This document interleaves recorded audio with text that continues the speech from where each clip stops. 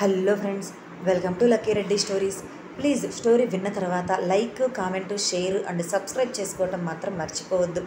ప్రేమంటే ఇదేనా స్టోరీ మొదటి భాగం నుండి వినాలి అనుకుంటున్నారా? అయితే నా ప్రొఫైల్లో ప్లేలిస్ట్లో ఉంటుంది, వినండి. ఇక స్టోరీలోనికి వెళ్ళిపోదాం.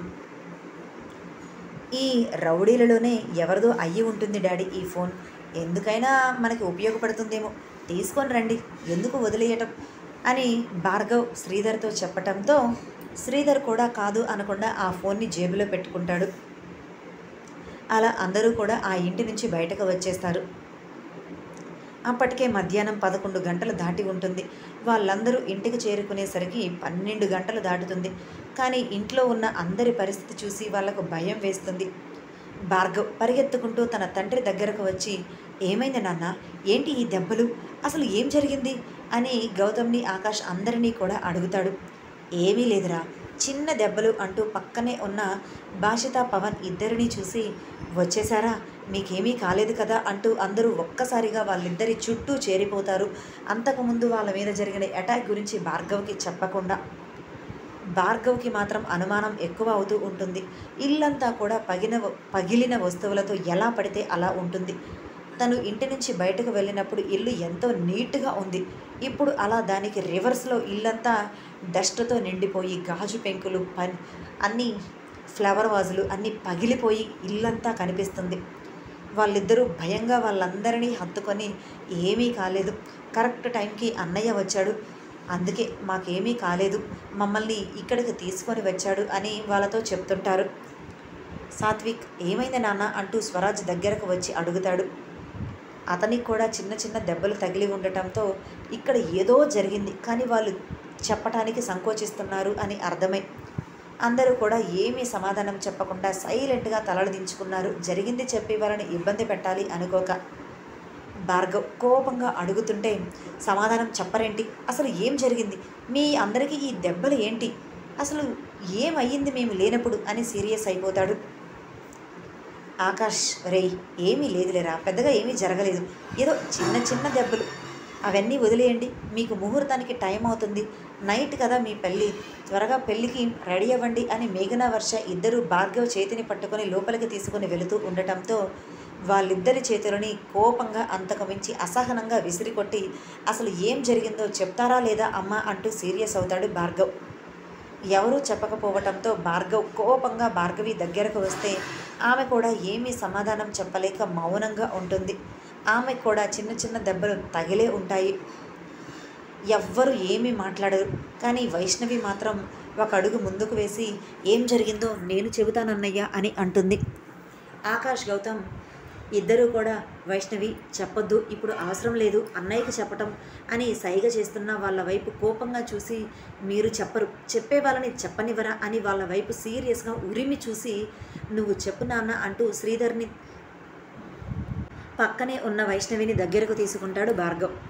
అది అన్నయ్య, నువ్వు ఇక్కడి నుంచి వెళ్ళిపోయిన తర్వాత డాడీ, నాన్న ఇద్దరూ కూడా భార్గవి వదిన వాళ్ళు అక్కడ ఒంటరిగా ఉంటారు కదా, వాళ్ళు అక్కడ ఒంటరిగా ఉండటం మంచిది కాదు, ఇక్కడికి తీసుకొని వస్తే బెస్ట్, అందరం ఒకే చోట ఉండొచ్చు అని నాన్న చెప్పటంతో ఆకాష్ డాడీ కూడా సరే అని ఇద్దరు అక్కడికి వెళ్ళి తీసుకొని వస్తాను అంటూ వెళ్ళిపోయారు.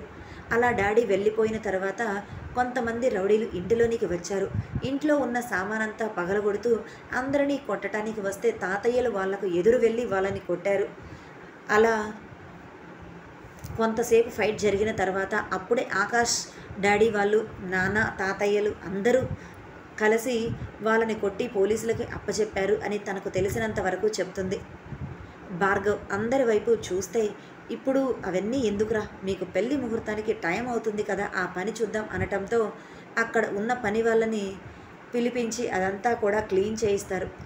ఎవరు వచ్చారు, ఎవరు మీ మీద అటాక్ చేసింది అని గట్టిగా భార్గవ్ అడగటంతో, ఏమో తెలియదురా, బహుశా వీళ్ళని కిడ్నాప్ చేసిన వాడే మా మీదకు రౌడీలను పంపించి అటాక్ చేయించి ఉంటాడేమో.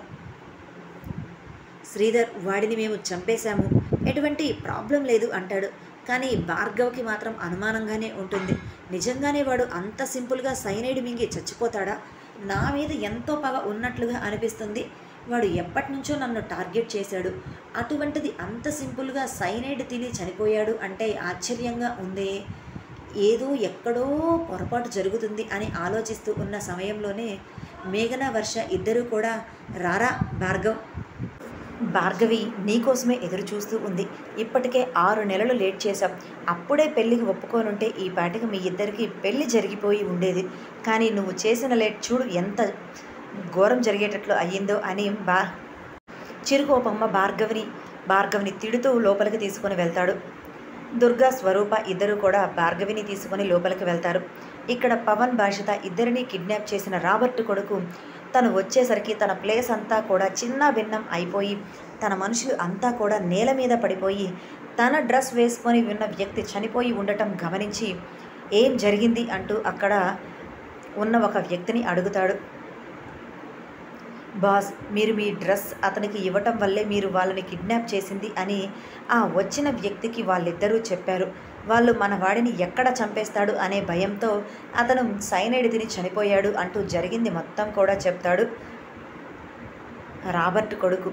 నేను చచ్చాను అని మీరు అనుకుంటున్నారేమో, కానీ నేను చావను, మిమ్మల్ని చంపేంత వరకు అని కసిగా అనుకుంటూ భార్గవ్ పెళ్ళి చేసుకుంటావా, పెళ్ళి ఎలా చేసుకుంటావో నేను చూస్తాను అని కసిగా అనుకుంటూ పిడికిలి బిగిస్తూ తన వ్యూహ పథకాన్ని రచించుకుంటూ ఉంటాడు.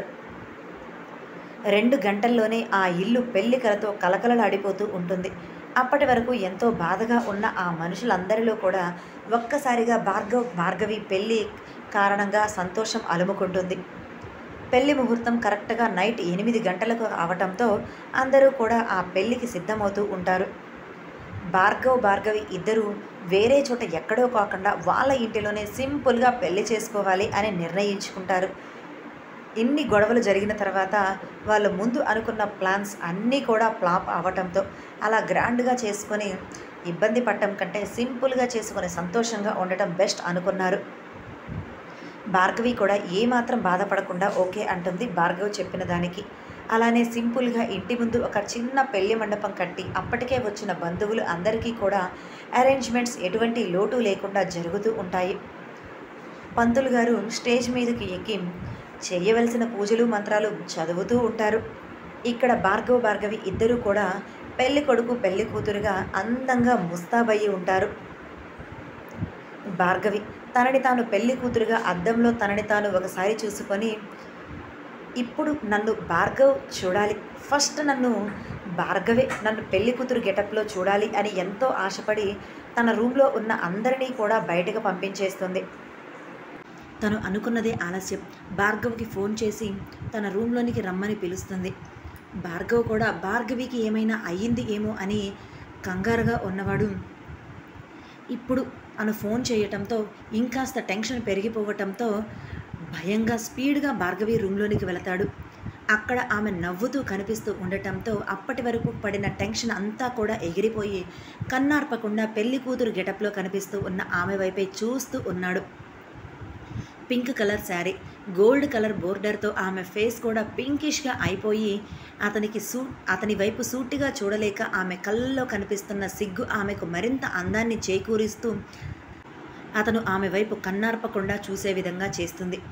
ఎక్కువ మేకప్ వేయకుండా లైట్ మేకప్తో లిప్స్టిక్ కూడా అవసరం లేని పెదవులకు లిప్ బామ్ మాత్రం రాసి మెడలో ఒక చిన్న నెక్లెస్, దాని కింద ఒక హారం, ఆమె కదులుతుంటే అటు ఇటు ఊగుతూ ఉన్న చెవులకి ఉన్న బుట్టలు, ఆమె నుదుటిన మరింత అందాన్ని పెంచే విధంగా కనిపిస్తున్న 2 కనుబొమ్మల మధ్య స్టిక్కర్, దానికి పైగా తల నుంచి కిందకు ఉన్న పాపిడి బిల్ల, దిష్టికే దిష్టి తగులుతుంది అని విధంగా ఉన్న ఆమెకు బుగ్గన ఉన్న దిష్టి చుక్క, శారీకి మ్యాచ్ అయ్యే విధంగా ఉన్న బ్యాంగిల్స్, ఆమెను పైనుండి కింద వరకు అలా చూస్తూ ఉండిపోయాడు భార్గవ్. 2 నిమిషాల తర్వాత ఆమె నోరు తెరిచి ఎలా ఉన్నాను అంటూ అతడి వైపు చూస్తూ అడుగుతుంది. అతను అప్పుడు తేరుకుని ఒక్కొక్క అడుగు ఆమె దగ్గరకు వేసుకుంటూ వస్తాడు. అతను కూడా ఆమెకు ఏమాత్రం తగ్గకుండా శర్వానీలో చాలా అందంగా రెడీ అయ్యి ఉంటాడు. ఆమె చూపు కూడా అతని నుండి మరలను అంటుంది. పెళ్లి కొడుకు పెళ్లి కూతురు గెటప్లో ఇద్దరూ కూడా ఒకరిని మించి ఒకరు చాలా అందంగా కనిపిస్తూ ఉంటారు. భార్గవి దగ్గరకు వచ్చి తన కంటికి ఉన్న కాటుక తీసి ఆమె కింద కూర్చొని కాలిని పైకి పెట్టి అరికాలలో ఆ కాటుక ఒక చుక్క పెడతాడు. మొదట అతడు ఏం చేస్తున్నాడు అని చిన్న తడబాటు కంగారుగా ఆమె వెనక్కి జరుగుతుంటే ఆ తర్వాత అతను చేసిన పనికి ఆమె పెదవుల మీద నవ్వు వచ్చి చేరిపోయింది. అప్పుడే పంతులు గారు పెళ్లి కొడుకును తీసుకొని రండి అని చెప్పటంతో ఆకాష్ గౌతమ్ ఇద్దరు అతని రూమ్లోనికి వెళితే అక్కడ భార్గవ్ కనిపించడు. ఏమైపోయాడు ఈ భార్గవ్ అని కంగారుగా చూస్తూ ఉంటే ఇద్దరు ఒకే రూమ్లో ఉండటం గమనించి ఏంటి ఇద్దరు ఒకే రూమ్లో ఉన్నారు, ఇలా ఉండకూడదు అని తెలియదా అని చిరుకోపంగా చెప్పి భార్గవ్ని తీసుకుని వెళ్ళిపోతారు. నువ్వు జాగ్రత్తగా ఉండమ్మా, మేఘన వాళ్ళని పంపిస్తాను అని ఆకాష్ భార్గవికి చెప్పి బయటకు వచ్చేస్తాడు. పంతులు గారు భార్గవ్ చేత చేయించవలసిన పూజలు అన్నీ కూడా చేయిస్తారు. మేఘన, వర్ష, పవన్, వైష్ణవి, భాషిత అందరూ కూడా భార్గవ్ పక్కనే కూర్చొని భార్గవ్తో మాట్లాడుతూ ఉన్నారు. ఆకాష్ వాళ్ళు భార్గవి ఒంటరిగా ఉంది అని చెప్పటంతో అప్పుడే ఆమె దగ్గరకు దుర్గా, స్వరూప, ఆమె పెళ్ళికి వచ్చిన భాను ముగ్గురు కూడా వెళ్తారు. వాళ్ళు రూమ్లోకి వెళ్ళి చూసిన తర్వాత అక్కడ వాళ్ళకి భార్గవి కనిపించదు. ఏమైపోయింది ఈ భార్గవి, ఏమైనా మమ్మల్ని ఆట పట్టిస్తుందా? ఇప్పుడు ఈ టైంలో ఆటలు ఏంటే, త్వరగా బయటికి రా అని పిలుస్తారు. కానీ ఎక్కడా భార్గవి కనిపించదు. అన్ని రూములు వెతుకుతారు కానీ ఎటువంటి యూజ్ ఉండదు. వాళ్ళల్లో కంగారు, భయం ఎక్కువైపోయి బయటకు వచ్చేసి శ్రీధర్ వాళ్ళకి చెప్తారు. ఎక్కడికి వెళ్ళిపోయింది, ఇక్కడే ఉంటుంది, పెళ్లి కూతురు కదా ఎందుకు వెళ్ళిపోతుంది అని అన్న దుర్గా లేదండి అన్ని చోట్ల చూసాం ఎక్కడా కనిపించడం లేదు అని భయంగా చెప్పటంతో శ్రీధర్లో కూడా కంగారు ఎక్కువయ్యి ఇల్లంతా చూస్తూ ఉంటారు. నిజంగానే ఆమె ఇంట్లో ఎక్కడా కనిపించడం లేదు అని అర్థమై ఆ క్షణం భార్గవ్ దగ్గరగా వస్తుంటే అప్పుడే పంతులు గారు పెళ్లి కూతురుని తీసుకుని రమ్మనటంతో శ్రీధర్ కంగారుగా భార్గవ్ దగ్గరకు వచ్చి ఒరేయ్ భార్గవి కనిపించడం లేదురా, ఎక్కడికి వెళ్ళిందో ఏంటో తెలియటం లేదురా అని చెప్తాడు. ఏంటి అని ఒక్కసారిగా పీటల మీద ఉన్నవాడు కాస్త లేచి నిలబడి తన తండ్రిని అడుగుతాడు. Bye bye.